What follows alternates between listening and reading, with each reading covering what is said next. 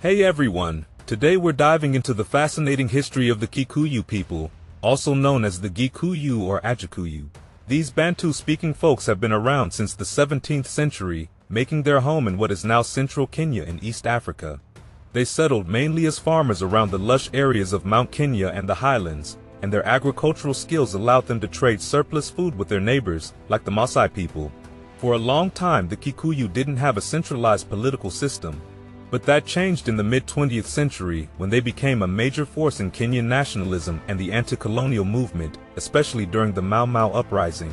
Today, the Kikuyu are Kenya's largest ethnic group, making up about 20% of the population.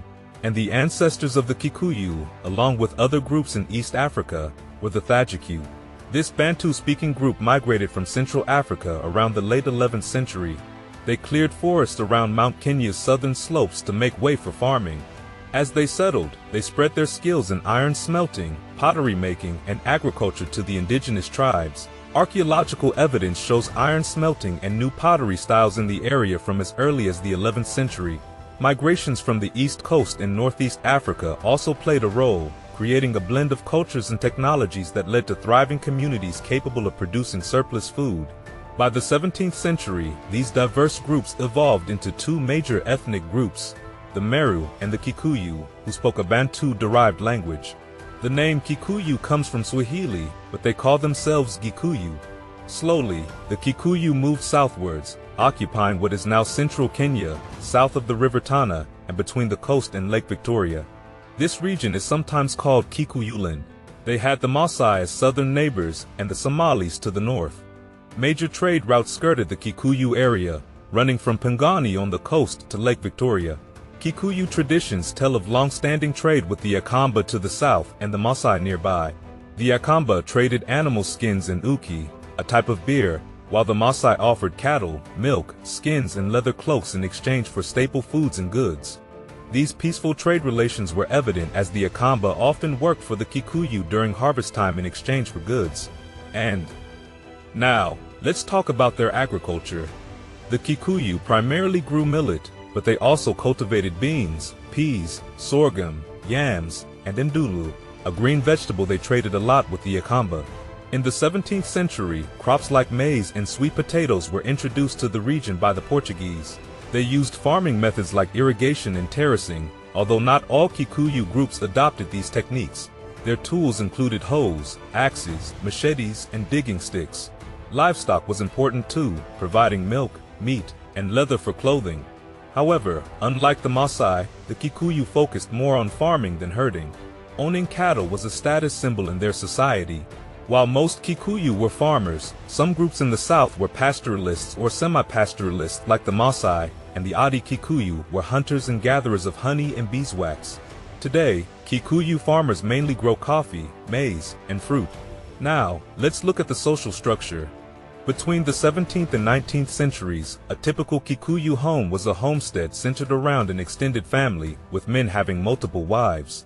Each wife had her own hut within the homestead, which was protected by a stockade of wood or bush. The buildings were made from mud, stone, and plant materials, and there was a unique tradition that a Kikuyu hut had to be built in one day. This was because they believed that an unfinished house left overnight could attract unwanted spirits. The Kikuyu didn't have tribal chiefs. Instead, their society was divided into several clans and subclans. Today there are 9 major clans. Extended family groups, known as Mbari, were led by senior males ranked by age. Inheritance was passed down through the male line, and in Mbari could include anywhere from 30 to over 300 people. Despite modern changes, the Mbari remains an essential social unit. Family ties were deeply significant, with the belief that ancestor spirits were present to help the living. Age groups were crucial for social status, and rites of passage for adolescence included male and female circumcision. Because the Kikuyu lived in isolated homesteads, often on separate mountain ridges, they didn't have a centralized government or bureaucracy. This isolation fostered strong local traditions and oral histories unique to specific family groups. And now let's dive into their religious practices. Ancestor worship was central to their pre-colonial beliefs. Ancestors were thought to help the living, so the Kikuyu performed rituals and sacrifices, known as Kwaruta Megangona, to honor them. Ancestors were believed to live underground but could appear among the living, often communicating through illness. The Kikuyu also worshipped gods, with Ngai being the supreme deity. Ngai was believed to reside on Mount Kenya, and all rituals were directed towards the mountain. They also believed in harmful spirits who could trouble the living. To appease these supernatural beings and seek their assistance, the Kikuyu held ceremonies involving food and drink offerings, animal sacrifices, usually sheep and goats, dancing, observing temporary taboos, and ritual sexual intercourse. These rituals were not performed by priests, but by community elders, often under a sacred tree. And despite long-standing peaceful trade relations, the 19th century brought more violence to East Africa. Arab and coastal traders, along with European forces, began invading the region. The Kikuyu, like other tribes, became more militaristic, especially with the introduction of firearms. Small groups of warriors could now launch significant raids on their neighbors. Trade caravans traveling to and from the coast became prime targets, along with poorly defended villages, which were sources of slaves and valuable resources. These Kikuyu raiding parties were called tabari, derived from the Swahili word safari, meaning journey or caravan. The Kikuyu didn't establish long-term peaceful trade relations with Arab and Swahili coast traders during the 19th century, likely due to their lack of a centralized political system. This absence of unity may have hindered their ability to capitalize on commercial opportunities or better resist the British, who were keen to colonize the region. In 1895, the British established the British East Africa Protectorate, and by 1920, Kenya became an official colony. Moving forward in the Kikuyu narrative brings us to the 20th century and the birth of modern Kenya. In 1924, the Kikuyu Central Association stepped onto the stage, advocating for Kenyan nationalism and challenging colonial injustices, particularly regarding land ownership and missionary activities.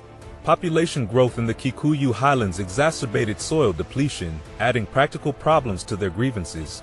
Led by figures like Jomo Kenyatta, who would later become a pivotal figure in Kenyan politics, the kisii made waves until it was banned during World War II.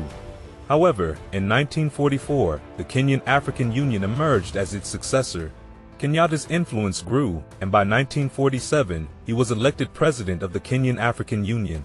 Then came the infamous Mau Mau uprising from 1952 to 1960.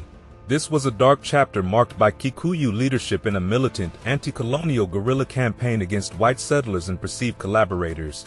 Their aim, to reclaim the White Highlands, fertile lands from which they had been excluded by colonial authorities. Kenyatta was among those tried and imprisoned during this time, though later evidence showed the charges against him were false.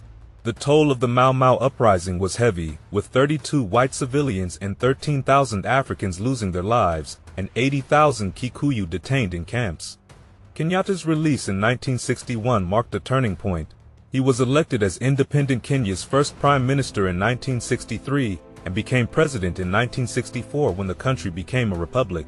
Following the upheaval of the post-war years, Kenya enjoyed a surprising period of peace and economic prosperity. Exports like tea and coffee, along with tourism to its national parks, fueled the nation's growth and success.